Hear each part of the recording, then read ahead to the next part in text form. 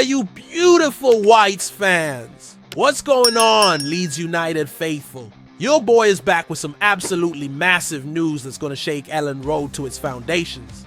I'm talking about 3 bombshell stories that just dropped. And trust me when I say this, every single one of these is going to hit you right in the feels. Listen up, because what I'm about to tell you involves a manager who's desperately hunting for that final piece of the puzzle. A defender who could be making us millions while playing for one of Europe's biggest clubs, and a striker situation.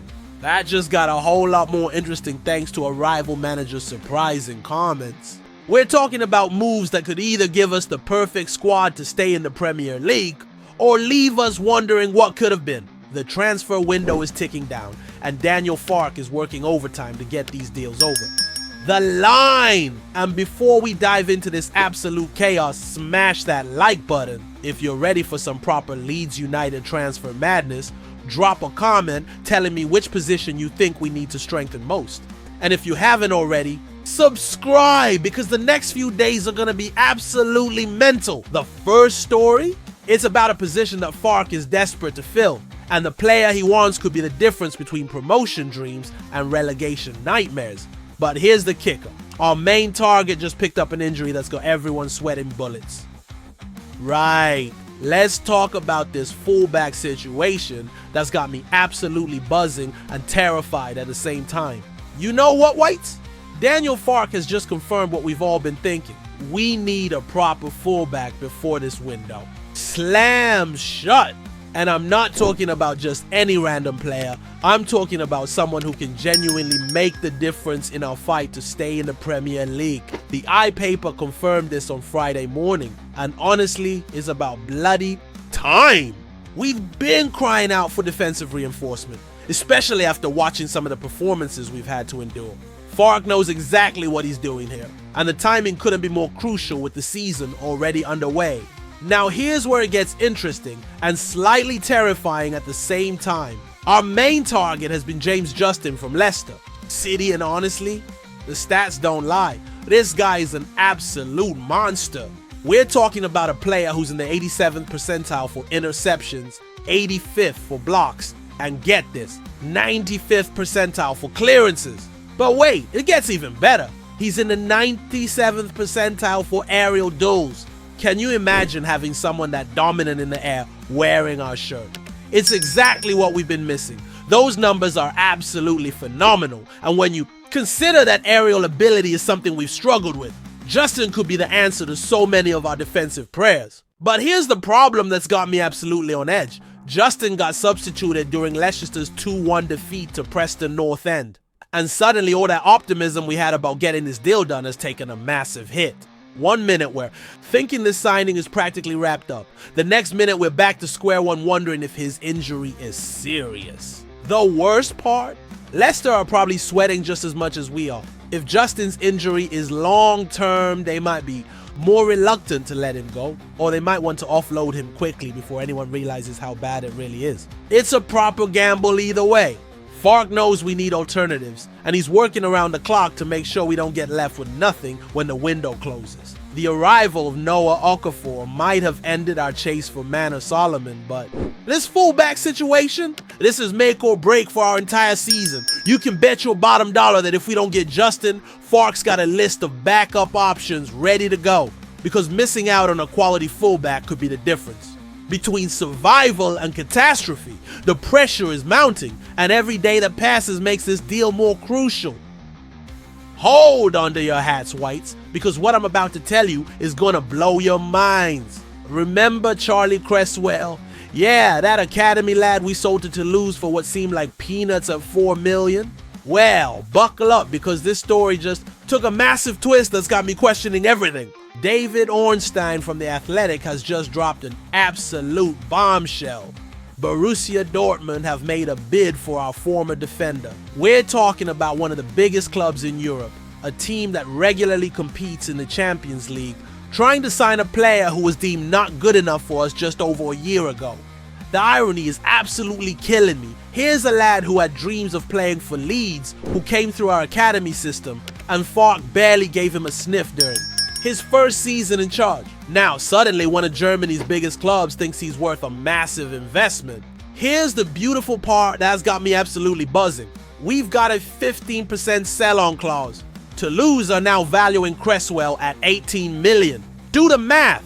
Whites, if this deal goes through at that price, we're looking at $2.7 million coming straight back into our coffers. But wait, it gets even better. Dortmund's first bid has been rejected. That means Toulouse are holding out for even more money, which could mean even more cash flowing back to Elland Road.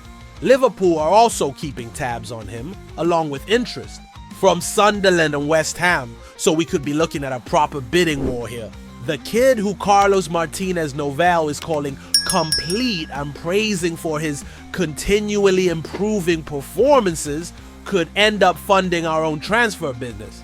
Cresswell scored his third goal in just 8 games recently, and suddenly everyone's realizing what we let slip away. Fabrizio Romano has confirmed that Cresswell can leave Toulouse this window, which means this isn't just speculation, this is happening. The same player who was frozen out at Elland Road is now being courted by European giants. But here's the thing that's got me thinking. Was selling him really a mistake? Or are we about to get the last laugh with this sell-on clause? Either way, that unexpected windfall could be exactly what Falk needs to complete his squad and fund these crucial final signings. The timing couldn't be more perfect either.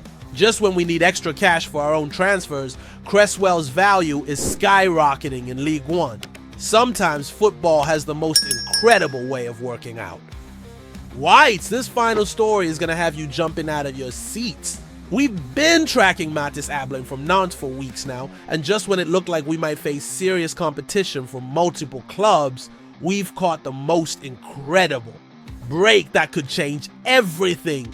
Habib Bey, the Stade Rennais manager, has just completely distanced his club from signing Ablin, calling the reports linking them surprising.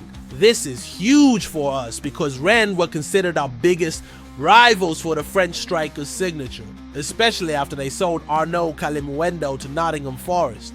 Bey basically came out swinging and said they're definitely not desperate to take all the strikers on the planet and that they won't pay a price that doesn't justify it. Can you believe it? Our biggest competition just backed out of the race completely. He even said if they have to stay as they are, he's very happy with his current squad. That's music to our ears, because it means one less competitor in what was shaping up to be a fierce battle for Ablin's services. When you consider that Rennes are also in Ligue 1, then he won and could offer him the chance to stay in France, this was always going to be a tough sell. Meanwhile, Luis Castro at Nantes is already preparing for life without his star striker. Ablin was benched for their opener against PSG, supposedly because he wasn't 100% fit. But we all know what that really means in transfer speak. Castro is basically preparing his team to cope without their main goal-scoring threat. The fact that Castro admitted he's preparing for life without Ablin tells you everything you need to know. This transfer is practically inevitable at this point. It's just a matter of which club is willing to meet Nantes' asking price.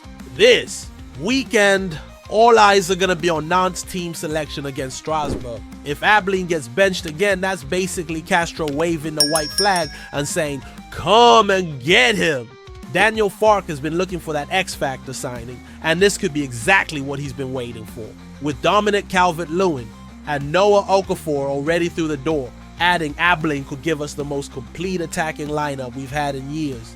The French under-21 international could be the missing piece that transforms our entire season from survival mode to genuine promotion contenders. The kid's got pace, he's got finishing ability, and at his age, he's only going to get better. Imagine having that kind of talent feeding off the experience of Calvert-Lewin and the versatility of Okafor. It's a mouth-watering prospect. So there you have it, Whites. 3 stories that could completely change everything about our squad. From Justin's injury concerns to Cresswell's potential millions, and now Ablin's path clearing up, this transfer window is far from over, and it's shaping up to be absolutely mental. Smash that like button if you're as excited as I am, subscribe for all the latest transfer madness, and drop a comment. Which of these 3 stories has got you most excited? Are you buzzing about the potential Cresswell windfall? Desperate for us to land Justin despite his injury, or dreaming about what Ablam could bring to our attack.